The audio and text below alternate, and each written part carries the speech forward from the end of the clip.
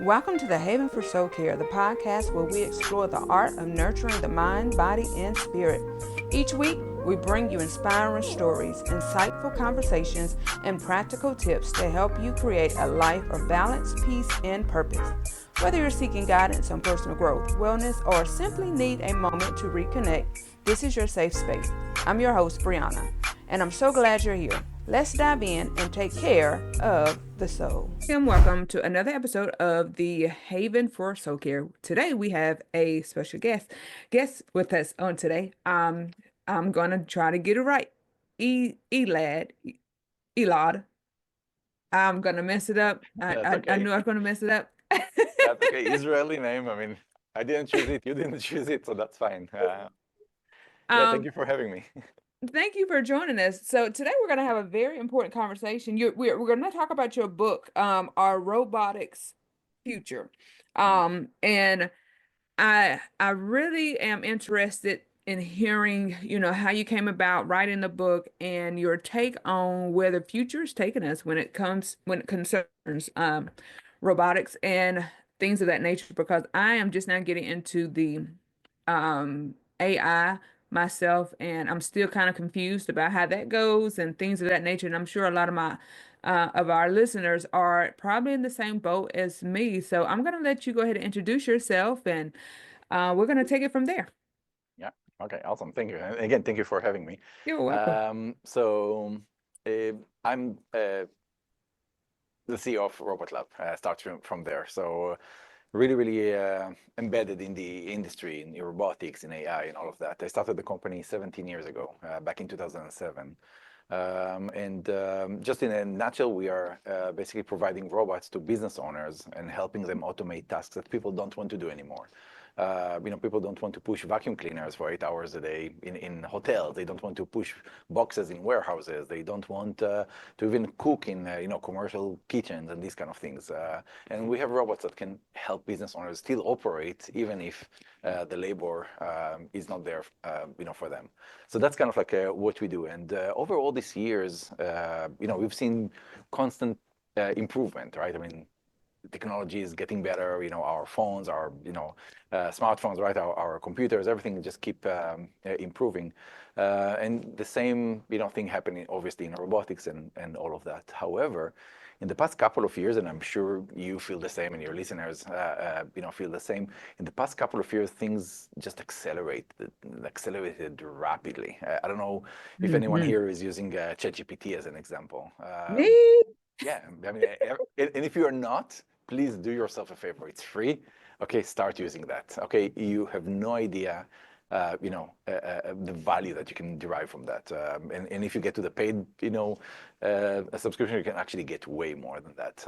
But again, I mean, that's not the point. The point is, things are moving really fast, and a lot of people, even in my company, in our industry, people are confused and sometimes frustrated. What's going to happen to my job, right? If AI is going to take my job, and where are we going with all of that? And it's just like it's hard to comprehend the pace of changes. So essentially, I decided to put all my thoughts and experience in a book called Our Robotics Future, and basically share my experience from the industry and be kind of a guide in what's coming, what's available today to begin with, and what's coming. When it comes to cleaning floors, when it comes to security, when it comes to cooking, when it comes to delivery, and so on and so on. This automation and robotics tools are helping us, and yes, there is the concerns. It's going to take my jobs and all of that, but they are helping us today to achieve what we need to achieve. And I also walk through the logical steps from here into the future as AI and robotics become more and more advanced and more capable, and actually do much more than what they can do today. So that's kind of like Hmm. the background story why I put this book together. And it's not just me; it's a team effort. Our entire team collaborated and supported this effort because, again, it's important to demystify, right? I mean, robotics and AI and everything. It's not scary once you know what it is and how it works and what it can do and what it cannot do. hmm hmm You know, when you were talking, I was thinking about the robotics when it comes to, you know, the vacuuming of the floors and the mopping of the floors and things of that nature. And I remember when they first started there, and I thought, well, that's really neat. How does this work? You know, but now I see how they have advanced to the actual real the mopping of the floor, because it was just a vacuum. Now it's the mopping of the floor. And I'm like, wow, this is really neat. And when you do think about the taking over of the jobs, I thought about, you know, since COVID hit, people really aren't wanting to do these jobs, honestly, if we be honest. So my nephew has a donut shop, right? And hit one of the chief complaints was he couldn't find workers. It was Okay. impossible almost for him to find workers that would come in and be dedicated to their job, right? Mhm. And I'm thinking, I'm like, well, if we're advancing this much, I, the robotics could he perhaps replace the donut maker Mhm. and take So, orders? so first of all, what you shared is what I'm hearing from business owners everywhere. Everywhere, literally in every market. It doesn't matter if it's a restaurant, a donut store, or a hotel, or assisted living facility, or warehouse, or a school. It doesn't matter. And my observation, you touched the most important thing. My observation is, if you think about it, COVID hit, for almost 5 years ago, right? Mm-hmm. And well, it's breaking my brain just to say it's almost 5 years ago, right? Mm-hmm. But what happened during COVID is not just yeah, pandemic and all of that. There was actually like a seismic shift in what work is and how people perceive work. And what we see is, and again, this is across industries, people that were employed, 5 years ago in entry-level positions. So, servers in restaurants, or, janitors in, schools, and so on and so on. They are now, 5, 6 years, deeper into their career, right? They want higher paying jobs. They want to start a family. They want to buy a house. They want to, move ahead in life. They are not willing to work for minimum wage anymore, right? Mm-hmm. On the other side of that, we kept, getting every year. I mean, we had people moving on and people stepping into the workforce, right? So Mm-hmm. when you just graduate from high school, what do? You start at entry-level positions. You wait tables, you push boxes in warehouses, and that's what you do. And now you climb up. But since COVID, what happened is that these people, the people that were already employed, they are moving on, but new cohorts are not willing to come in. And the reason is that if you think about it, people that graduate now, okay, they were in 8th grade when COVID hit. Okay, their entire teenage years and everything were very different than ours. They didn't Mm-hmm. play outside. They didn't, go to friends. They didn't have sleepovers. They didn't, Yeah. they had to confine, their entire life to be online, right? Because we Mm-hmm. confined everyone to their lives for a couple of years, and some states even more than that. Mm-hmm. So, they had to develop different skills. So they became social media influencers. They became, YouTube stars and TikTok, stars and so on.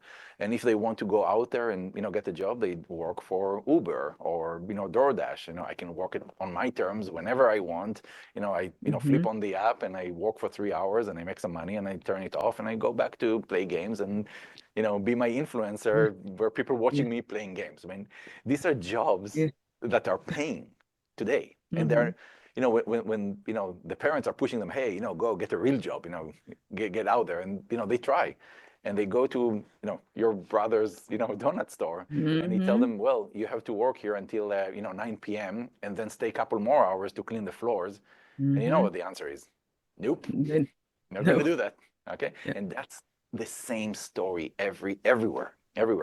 And the economy still needs to run. Okay, someone needs to clean the floor. Someone still needs to serve guests. Someone need to do all of that. I mean, the boxes from Amazon don't just show up out of nowhere. There is a driver. There is a delivery. There is a packer. There are people in the chain.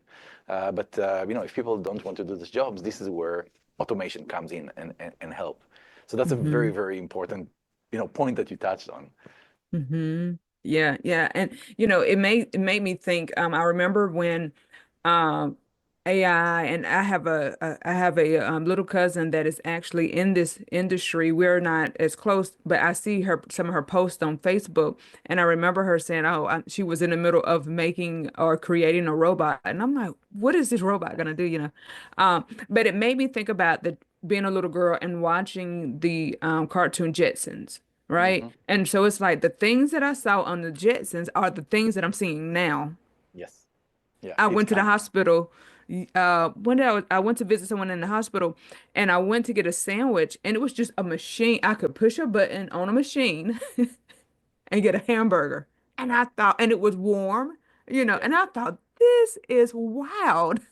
Yes. No, Like, absolutely. You're absolutely right. And this is what we are seeing, and what people are. That's again one of the reasons behind the our Robotics Future book. What people are missing is the pace of these changes. You know, the machine that you mentioned, it can cook the burgers and everything on the spot when you pay, right? There are mm-hmm, pizza machines and everything. And the Jetsons, like a humanoid robot that can be, part of our environment, that can, help us fold the laundry, do everything that we need, is literally around the corner.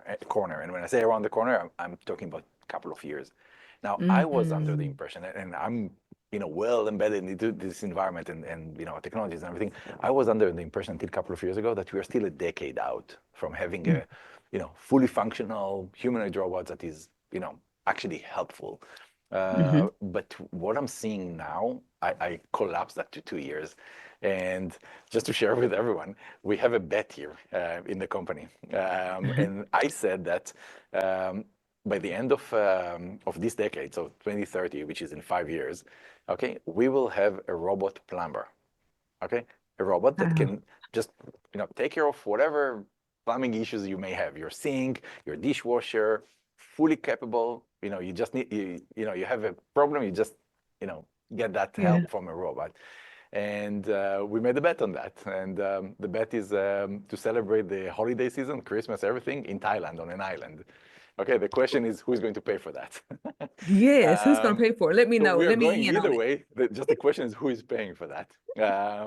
And that's the kind of uh, like when I'm talking about the pace. I mean, let me just give you an example. So we mentioned ChatGPT earlier. ChatGPT is roughly 3 years old.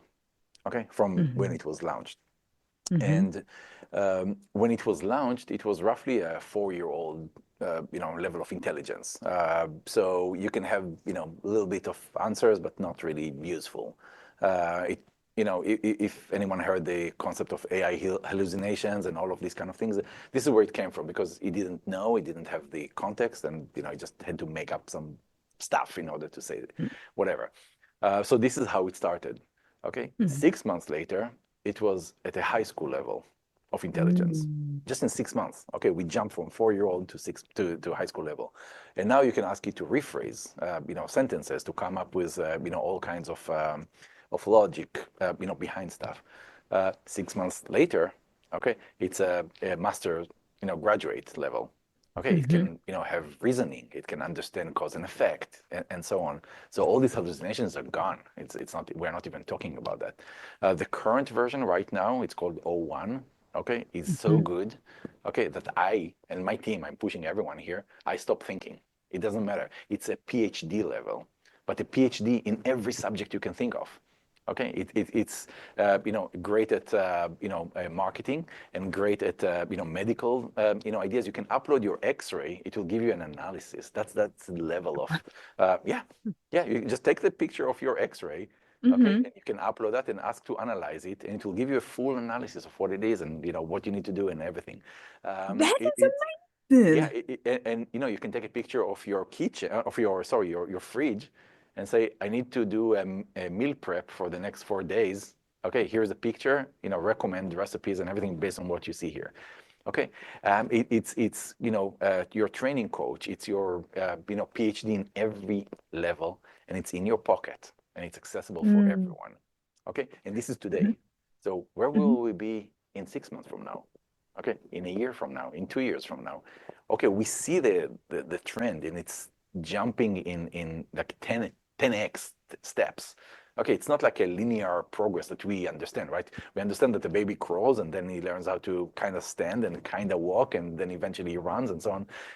This is linear development. We are talking about exponential steps. And when you experience yourself, when you use these tools, and I'm surprised every single day by how talented these tools become.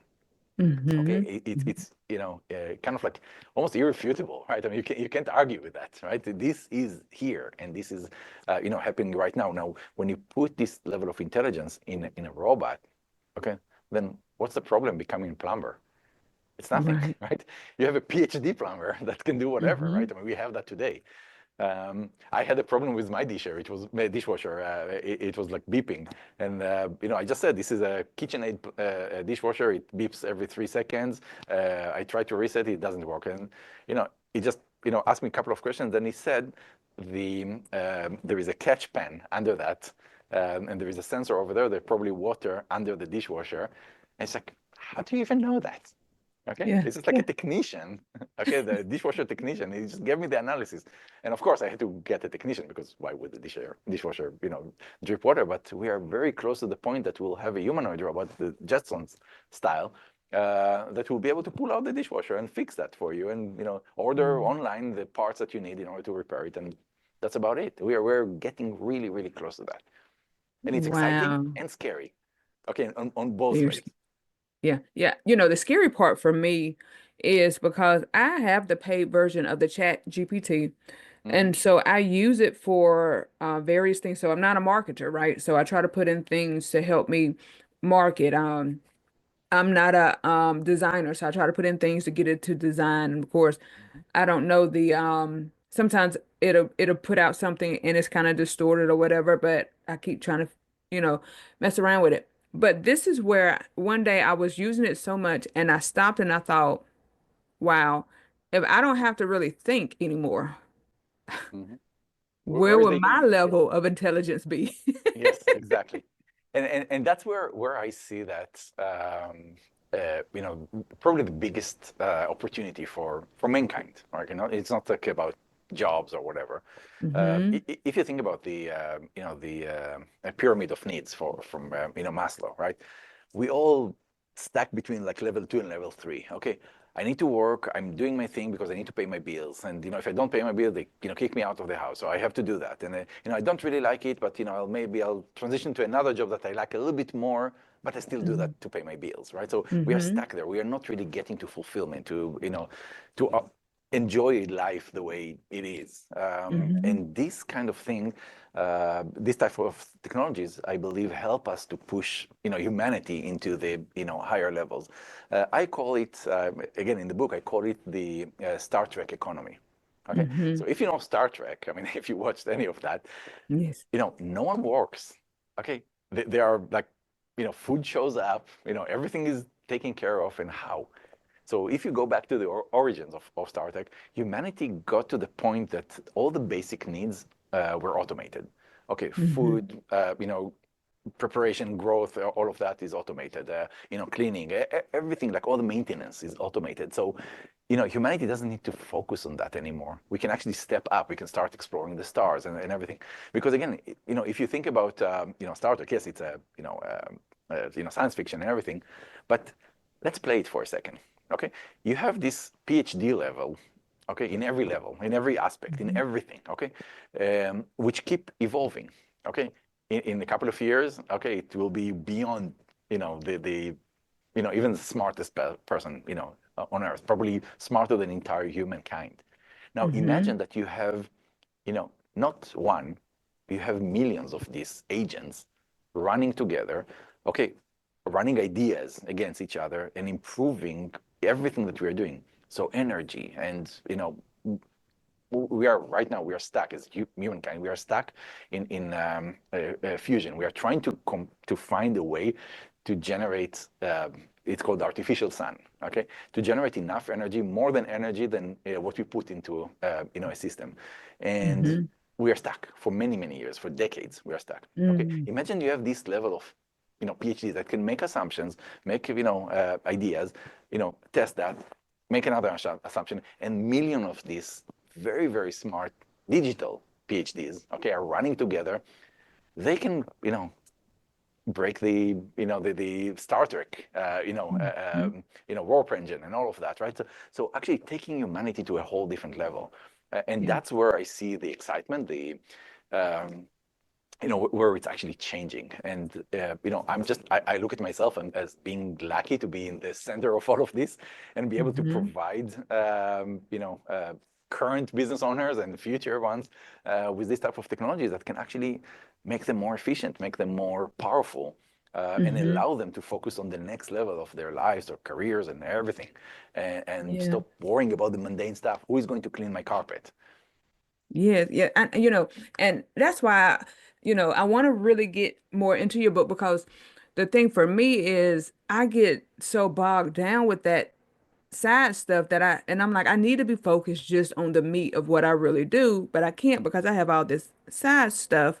Mhm. And trying to learn how to incorporate the systems into like my website where it can automate things on its own. It can answer questions, or it can update the website on its own without me having to worry about those things. And so tell us more. So does your book walk us through um not only the future, but kind of walk us through how to use Yes. So these we things? start, yeah, so we start with what exists today. How do these robots even work, right? How do they navigate around obstacles? What do I need to think about when I deploy a cleaning robot and these kind of things, right? Mm-hmm. So we start with what's available now, and then we take it, into the future, right? Rosie from the Jetsons, right? I mean, the Mm-hmm. humanoid robot that, by the way, will be give or take around $1,000 per month, and will do everything from folding the laundry to cooking to whatever you want. Walk the dog. It doesn't matter. It will do whatever you want Yeah. for $1,000 a month. That's kind of like the goal of the entire industry. So from where we are today, we don't have these robots today. I mean, I'm sure you see them on social media and all of that, but they're not commercially available and they're not smart yet. Most Mm-hmm. of them are still focused on basic tasks, on locomotion. Just how do you stay stable if you step on the floor and it's apparently a pillow, so it's softer than what you think. Well, we balance ourselves immediately, but robots can't do that yet. So this is kind of like where we are. And again, there is software that keep improving and running, and there are a lot of simulation tools from NVIDIA and all of their advancements that help this industry to move way faster than what it was possible before. Mm-hmm. So kind of like this is where where we see the continuum, right? So where we are today, what's coming, and how is that going to affect our lives, our businesses, and everything going forward. So that's kind of like the Mm-hmm. thread throughout the book. Yeah, yeah. I'm excited because as soon as I can get my hand on one that will fold my laundry, I'm done. That's all I need. Do my laundry for me. Yeah. So there is, I'm with you. So there is a company that basically does that. However, they realize that, clothes are so, not, how to put it, not like predictable, right? Because you can Mm-hmm. have your shirt, tangled with something else, and how do you figure out where is the end, what's the sleeve, and what's the whatever? So what they're doing, they actually take people from third world countries, so Philippines, India, and many other, Mm-hmm. Pakistan and so on. They are remotely operating, okay, robots like robotic arms, and they're remotely folding all of that and figuring out how to pull the thing and where to get it from, and then Wow. how to fold the whole thing. Now, what they're doing is actually they are recording all of that. So they're Mm-hmm. using this motion that humans are doing, okay, in order to, teach the computer how to do all of that. So the robot's actually able to do that going forward. And by the way, they got this idea, if you're familiar with Da Vinci robotics, Yes. the surgical robots. Mm-hmm. So, you have these amazing machines that can just make a very small hole in the body instead of like a whole cut in order Mm-hmm. to make surgeries and all of that. And through that hole, all the tools and everything, and the surgeon is actually sitting in a kind of like a cocoon with all these handles and everything, and that's how they Mm-hmm. operate. Mm-hmm. They don't just give the doctors, the surgeons, the way to operate. They're actually recording everything. And they showed recently that they trained the robot. They trained on all the videos from all the surgeons from all over the world, the best surgeons all over the Mm-hmm. world. And this robot was able to take a grape, okay, and peel the grape. Okay, this is how gentle and delicate the motion is. Imagine peeling a grape. I can't peel a grape. Okay, and this is just by Yeah. taking the best surgeons in the world, working with this robot and recording all their motion, all the animations and everything, and then extrapolating that towards something else. So take a grape, right? It's not a human Mm-hmm. organ, and just Wow. peel it. It's so delicate, and they were able to do that. So this is kind of like where we're using it. The same with Tesla. Elon Musk put Optimus robots, a humanoid robot, in factories, and he's hiring people to teleoperate these robots, just to put boxes in places, nothing else. Okay, but once you do it, 10,000 times, 50,000 times, 200,000 times, okay, you have enough data to understand, well, the box doesn't fit here, I need to go this way, right? You've seen it all. And then, Mm-hmm. the algorithms can actually learn from that and start doing it Mm-hmm. autonomously. So that's kind of like how the Wow. industry is moving to Mm-hmm. get to the point that, we can actually take our skills and, transfer them to Mm-hmm. machines. That's amazing that you said that because I was actually watching a movie and the doctor, well, like you said, was in a box and was performing a surgery with the robotics, the Mhm. hands, the robotics hands, but they were in a little box Yeah. doing it from, and it was mind blowing. And I was like, oh my gosh. Yes. Oh Yeah. my And gosh. and, and in Australia, they deploy that in all kind of rural towns because you have like 4 hours flight to get to the next place. So they put these robots and they bring surgeons, okay, over the internet to make the operation over the internet. So the robot is in one room, the surgeon is 5 hours flight away, and still operating and everything. So that's where we Wow. are going. And again, once you have enough learning, then you have the robot already there. The robot can take care of that. And then we are going Mm-hmm. to, again, all these, movies where, you have this, med bay, right? You lay down and the robot's just like doing the whole thing. This is actually, Yeah. this is the path to get there. Wow. Wow. And it's making me think of I don't know, I think it was is it Apple that has the where you put it on you put it on and all of a sudden you're in a whole nother world or something. Yeah. Yeah. All the VR. Yeah. So there are many companies, Apple, one of them. Yeah. Apple Yeah, Vision, I mean this Vision and like Pro. you can do your computer and all Mhm. that is this is okay. Yeah. I mean it is a little scary, but it's I'm exciting at excited. the same It time. is. Yes. But Look, I it's mean, scary. no, it is scary, but again, I mean, as humankind, we went through this type of evolutions many, many times. Think, for example, in the early 1900s. Okay, everyone, Hmm. in order to get from one place to another, had a horse. Okay, there Hmm. were no cars. Okay, and then in a span of 10 years, and I have like two pictures of Manhattan. Okay, in like 19, I think it was '08. Okay, you see only horses, okay, and like one car. And 7 or 8 years later, okay, there are all cars and only one horse in the same spot. Wow. Okay, in a Yeah. matter of 8 years, okay, the humankind transitioned from, wherever a horse can take me, okay, that's the length that I can travel, to a car. I can just refill it and go, and refill and go, and refill and go, right?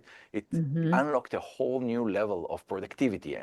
And yes, we Hmm. lost some jobs. Okay, there are no pooper scoopers anymore, right? That need to go after the horses Yeah. and, Yeah. scoop all of that. But what have we gained, right? Yeah. That's kind of Faster like, mode of transportation. exactly. So that's kind of like, it's not just mode of transportation. I mean, now I can get from, coast to coast in, a couple of days. What was not even a possibility. It took like 2 months. Hmm. The first elections, I mean, we are just, after the election, the first elections took, I think, 2 weeks to get from DC to California on like a Hmm. horseback. They ran constantly, overnights and everything. I don't remember the exact, time that it took, but it was days. Okay, just think about that. And we transitioned, multiple times in our history. And yes, things have changed, but they changed for the better. And every Hmm. change is naturally scary. I understand that. And I'm, concerned myself as well. but I see the possibilities and what it opens for humankind. My wife Mm-hmm. and I are talking about our kids. We have a 10-year-old and a 7-year-old. And, Mm-hmm. I believe that they will never need a driver license. Okay. The 10-year-old, Yeah. old, okay, in 6 years, okay, Uh-huh. she will never need a driver license. Mm. You'll have, autonomous cars. Not only that, she will come to us and look at us like, were you driving by yourself? Are you nuts? Don't you know it's dangerous? I mean, they won't even comprehend our world of driving. Mm-hmm. And this is kind of like, yes, it's scary. What happened to all these jobs and all the drivers and everything, but it's also exciting because, look at all the safety and everything that Yeah. comes with it. Well, it makes me think because I have a daughter who has high anxiety, so she doesn't drive, right? And it makes me feel a little more at ease when I think about what you just said, because, hey, okay, well, she won't need license if there would be something for her to be able to get in and she can get from point A to point B. Yeah. Look, I mean, think about, Tesla. Everyone is like, yeah, it's a car company and everything. But look what Elon Musk is actually building. He's building the largest fleet of self-driving cars out there. Mm-hmm. You own a Tesla, okay, you'll basically own a taxi, okay, that can be summoned by an app by someone else, and you get paid for that. That's what he's Yeah. building. Okay, so wherever Mm. you are, you have a safe, a mean of transportation that can drive by itself, can avoid obstacles, can, get you safe from point A to point B. And at that point, why do you even need to own a car? Mm-hmm. I have a car Yeah. available, 2 minutes away, wherever I am, whenever I need it. Mm-hmm.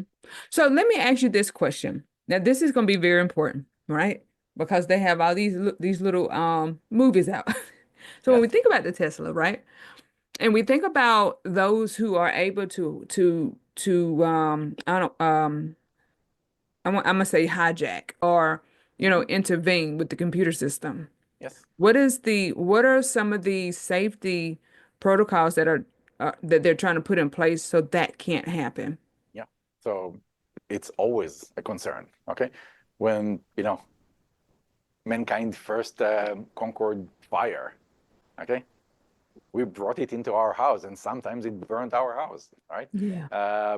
When we invented the knife, okay? Some people made wrong choices, with the knife, and some people are using it to make a dinner, right? Mm-hmm. So, technology always has that, aspect of it, and it's on us to make sure that we put, safeguards and everything to ensure that this technology is safe. But at the end of the day, the technology itself is not good or bad. It's the use of that tool that Yes. makes it good or bad. And yes, Mm-hmm. people can hack that, and people can burn homes and burn businesses and everything. Yes, but is fire good or bad? No, fire is not good and not bad. It's a tool, Mm-hmm. right? And Mm-hmm. we can use it either way. So, how do we prevent that? Well, we train people not to be arsons, and Yeah. we show them Mm-hmm. all the values and benefits of being contributing members of society. And if they're not, we put them behind bars in jails because they are dangerous to the environment. So the Mm-hmm. same thing with technology as well, right? I mean, we put all the safeguards in order to ensure that bad actors won't use that tool against owners and all of that. But at the end of the day, we have we live in a low environment, right? In a lawful environment. Right? So if someone is abusing the system, need to be consequences for that. Mm-hmm. Mm-hmm. Wow. Well, I thank you. This is really, really interesting. And so again, I want to hold the book up. So our Robotics Future, and we can get this on Amazon, correct? Yeah, yeah. On Um, Amazon, just search for Our Robotics Future. There's only one, and uh, you know, one of the probably hardest thing about this book is to write about an industry that is changing so fast. yeah, So yeah. it's I try to make it as future proof as possible, but knowing this industry, probably there'll be more iterations of that in the upcoming years. But still, it's a great resource for everyone that is looking at these type of technologies, how it affects our lives. What do we need to change in our environment in order to support that, or to Hmm. embed that or embrace that, right? It all depends on your point of view, Yeah. and be kind of a guide, for people that are not familiar with that but still want to benefit from that. Yeah, yeah. I know it's going to help me because, like I said, I'm still learning. I'm trying to learn how to incorporate this into my everyday. And I'm paying, and it's crazy because I'm paying for these programs and I don't know how to really use them. Yeah. But I know they're very helpful because I see other people who are using them and I'm like, you guys are zooming by and I'm still back here.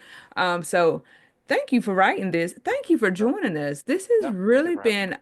been really, really informational. And I mean, just and it's really just mind blowing seeing where we're going. Mm. I'm excited. I know I am because these everyday tasks, I am getting older and I'm getting tired. Yes. And let me leave you and the audience with one thought. So I Okay. mentioned, ChatGPT, going from like 4-year-old to high school level, master, PhD, and so on. So I took the exercise, and you can do it yourself. I took the Okay. exercise, and I basically asked ChatGPT to draw a graph of the intelligence level, okay, as the y-axis over time, okay, Hmm. and I asked it to, basically quantify when it was 4-year-old and so on and so on. And then I ask, based on the trend, okay, I want you to predict when it will get to a level, intelligence level of entire humankind. You want to hear the answer? What? What is it? 2027. That's tomorrow. That's like tomorrow. It's the entire humankind is in your pocket for $20 a month. That level of intelligence available to all of us. Now, the question, as I said, with a tool, the question is, what are we going to do with this level of intelligence? This is on us, not on anyone else. Okay? Hmm. And I hope that, and I want, that we'll be able to build new and, better environments for all of us, right, based Hmm. on that level of intelligence. Yeah. Okay, and not use it, for the bad, right? Hmm. And I believe we will, because at the end of the day, I believe humanity is good. Yes, there are I bad actors, but we can catch them. Yeah, yeah, yeah. And maybe we can use the robotics to help us catch them, to think ahead of them. Absolutely, yes, absolutely. That's actually, yeah, a very good use for this level of intelligence. Hmm. Yeah, yeah. Oh wow. And being in psychology and studying the human behavior, I think that really would probably come in handy. Oh yeah, yes. Yeah. I'm my wheels are spinning now. Um, When I yes, get off, and let me I'm gonna open up my chat GPT and start putting some stuff in there. yeah, Oh wow. This is good. Thank you again. yeah. Thank you for joining us. Thank you for Um, having me. And so we want to go out and we want to support Elad and the book, Our Robotic Future. Thank you for joining us on this episode of the Haven for Soul Care. We hope today's conversation has provided you with the encouragement and tools to take care of yourself and embrace the journey ahead. If you enjoyed this episode, please consider subscribing, rating, and sharing it with others who may benefit. Remember, you're not alone on this journey. Take a moment today to nurture your soul. Until next time, take care of yourself and each other.